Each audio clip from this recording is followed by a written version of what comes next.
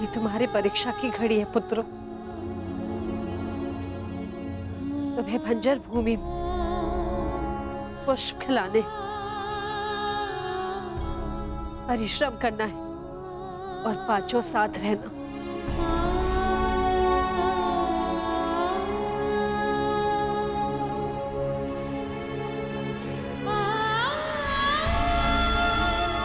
पुत्री पांचाली,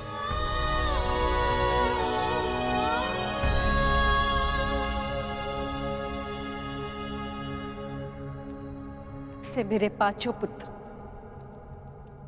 तुम्हारा उत्तरदायित्व है।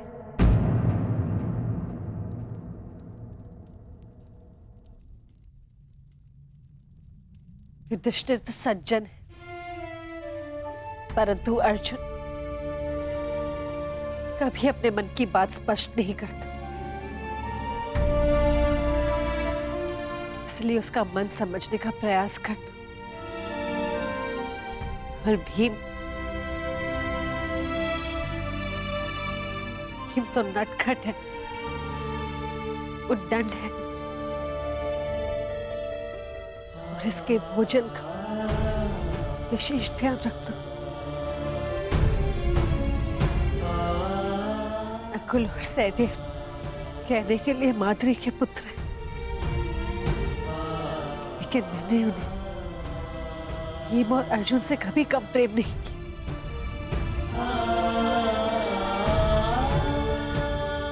अब तक मैंने इन पांचों भाइयों को एक रखा। अभी उत्तरदायित्व तुम्हारा है या किसी ने।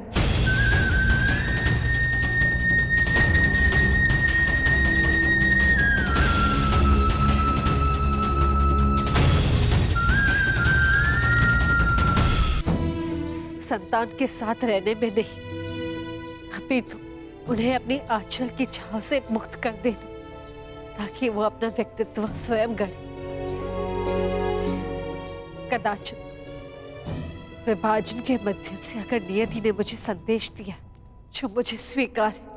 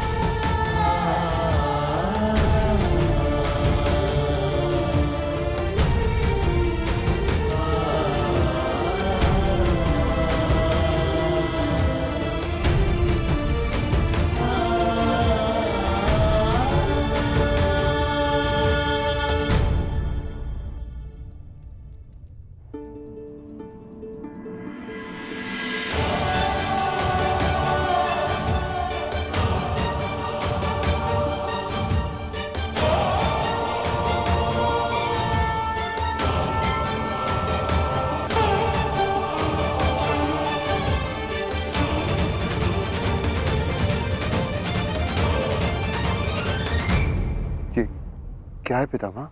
ये सब हस्तिनापुर के नागरिक हैं पुत्रों।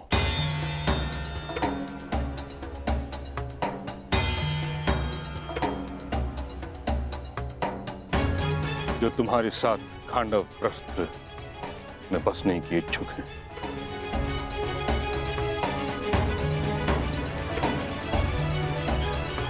जाओ पुत्रों, जाकर एक नया प्रारंभ करो,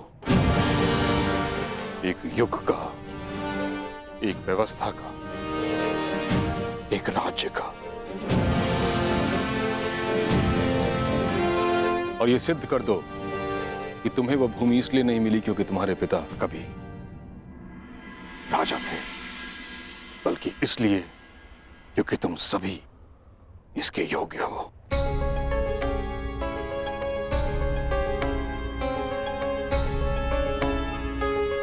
आयुष्मान भव। समय सी शक्ति है,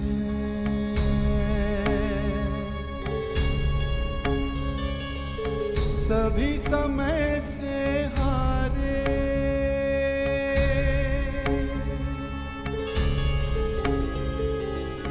समय सी शक्ति है, सभी समय से हारे,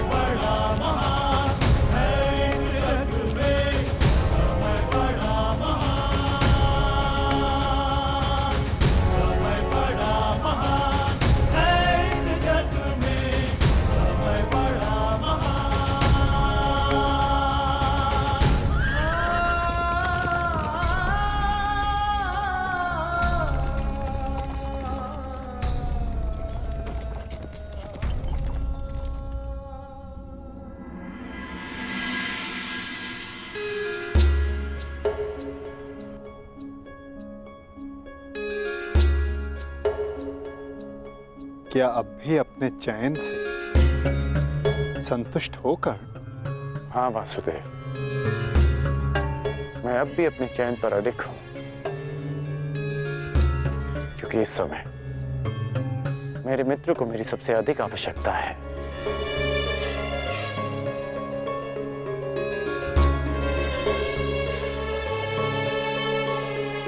वासुदेव, अब समझ आया कि आपने मुझे पांचाल से सीधा हस्तिनापुर आने को क्यों कहा। आपने उस चक्रवात को विभाजन की दीवार से रोक लिया। कहाँ कर? उस चक्रवात का तो यहां से अब प्रारंभ हुआ है।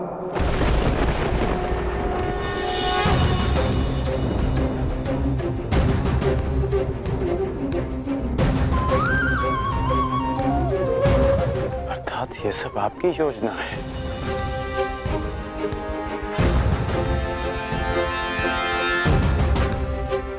पहले आप पांचाली के स्वयंवर में गए,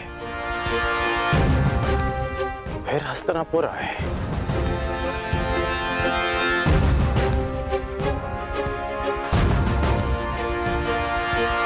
आपकी वास्तविक योजना क्या है? क्या छिपा है इस मधुर मुस्कान के पीछे? क्या चाहते हैं आप वासुदेव? मैं तो केवल तुम्हें अपने पक्ष में चाहता हूं कर्ण। मैं तो आप ही के पक्ष में हूं वासुदेव, परंतु मेरा दुर्भाग्य है कि आप पांडवों के पक्ष में हैं। आपने उनका चयन किया। एक बहुत ही बुद्धिमान ज्ञानी पुरुष ने मुझसे कहा था कि मनुष्य अपने प्रत्येक चयन का परिणाम स्वयं भुगतता है। और इसी कारण वो तथाकथित ज्ञानी पुरुष तुम्हारा अत्यधिक सम्मान करता है अंगराज। चूंकि युद्ध हो या परिणाम का पालन, तुम अन्य सबसे भिन्न होकर और उनसे एक पग आगे भी। हो सकता है, परंतु आप सबसे सैकड़ों पग आगे हैं केशव। आपसे कोई स्पर्धा नहीं कर सकता। हाँ, चूंकि मैं किसी स्पर्धा में सम्मिलित ही नहीं होकर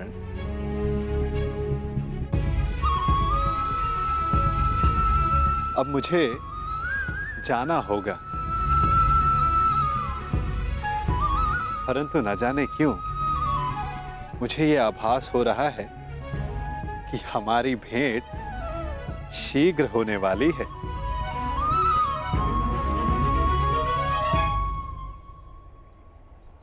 आपसे पुनः मिलना अच्छा लगेगा वासुदेव।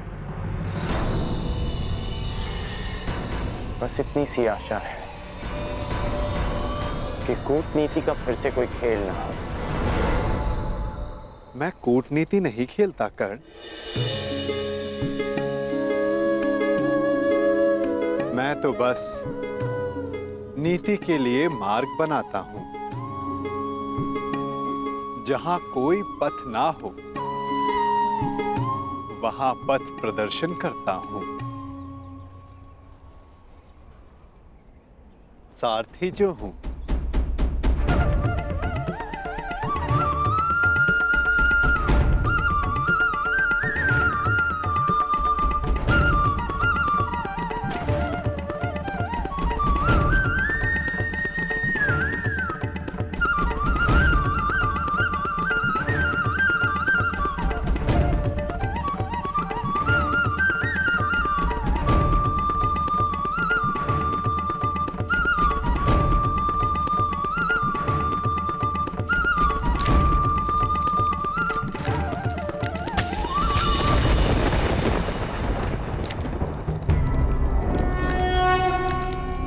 यदा यदा हि धर्मस्य ग्लानिर्भवति भारत। और मार्ग में जो बाधाएं आती उन्हें दूर भी करता हूं। अधर्मस्य तदात्मानं सृजाम्यहम्।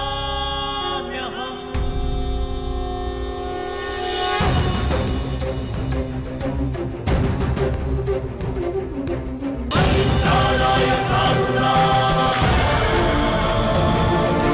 विनाशाय च दुष्कृतां।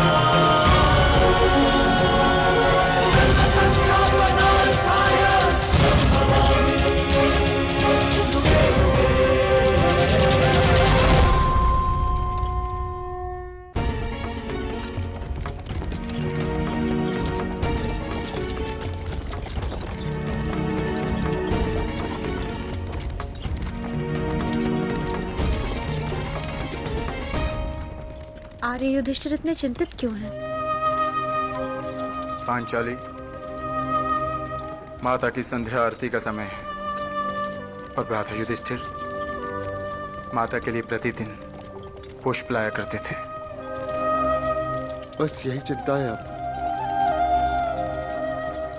कि माता के लिए पुष्प उनका कौन सा पुत्र लेकर आएगा।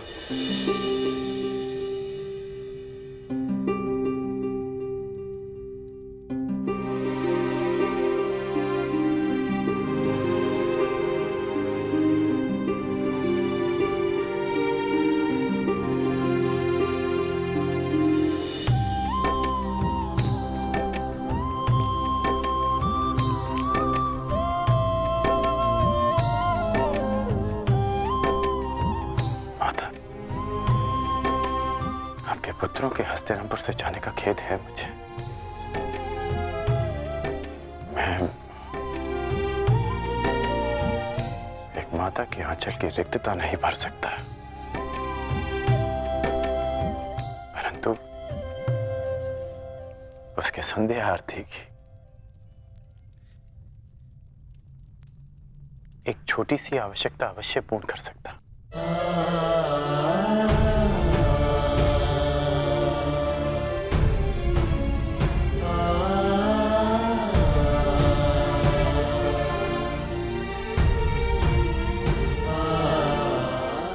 बहुत चिंतित होकर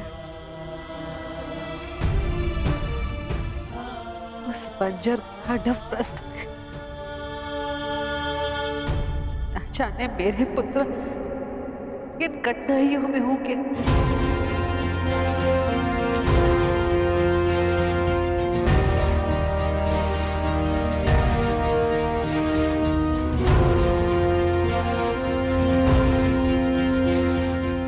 तो इस बात की मुझे कोई चिंता नहीं, क्योंकि मैं जानता हूं कि सहायता उनसे अधिक दूर नहीं।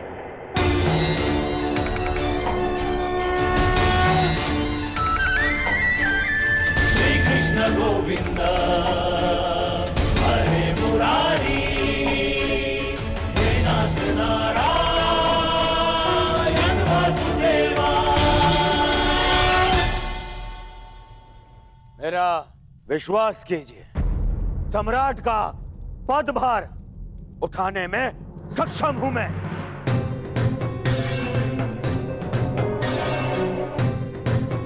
यदि ताचरी अपनी अनुमति और आशीर्वाद दें तो मुझे कोई आपत्ति नहीं पुत्र।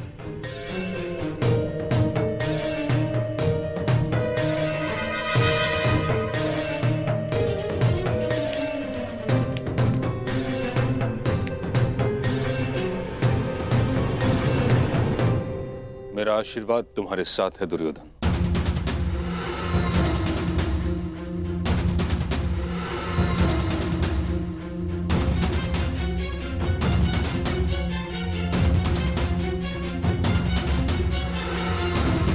किंतु मेरी अनुमति नहीं।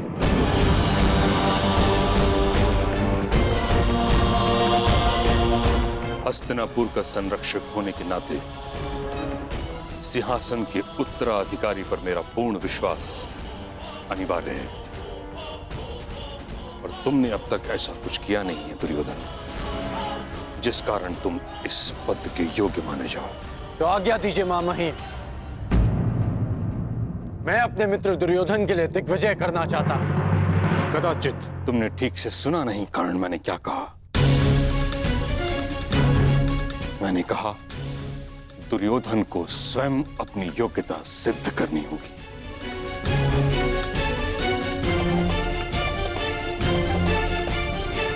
सम्राट बनने के लिए योग्यता का अर्थ केवल रण विजय प्राप्त करना नहीं, शान प्रबंधन भी है। युद्ध नीति नहीं, मैत्री नीति भी है।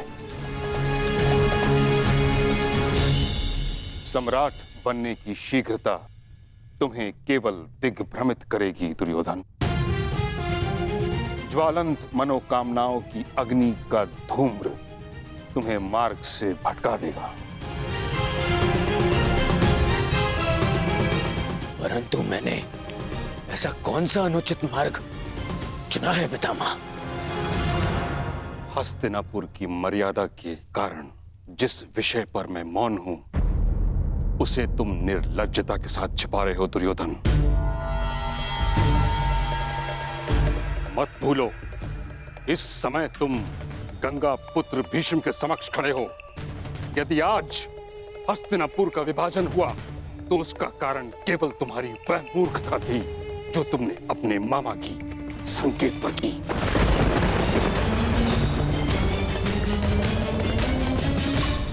लक्ष्य ग्रह की अग्नि में हस्तिनापुर को जलते हुए नहीं देख सकता था मैं।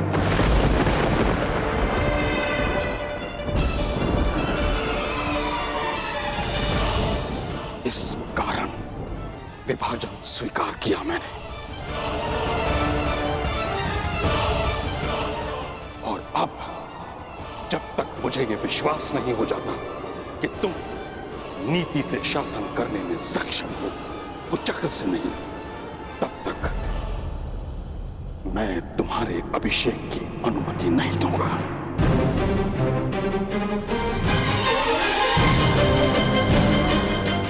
जब तक मुझे यह विश्वास नहीं हो जाता कि तुम नीति से शासन करने में सक्षम हो, कुचक्र से नहीं, तब तक मैं तुम्हारे अभिषेक की अनुमति नहीं दूंगा। परंतु पितामह। दुर्योधन, अभी तुम इतने बड़े नहीं हुए कि गंगा पुत्र के सुझाव का विरोध करो, समझे?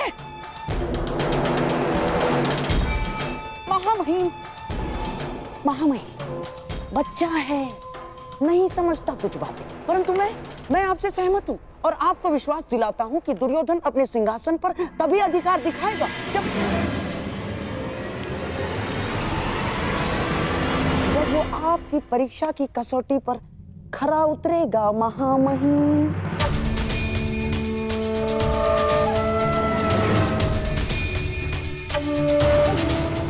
तुम मूर्खता मत करो।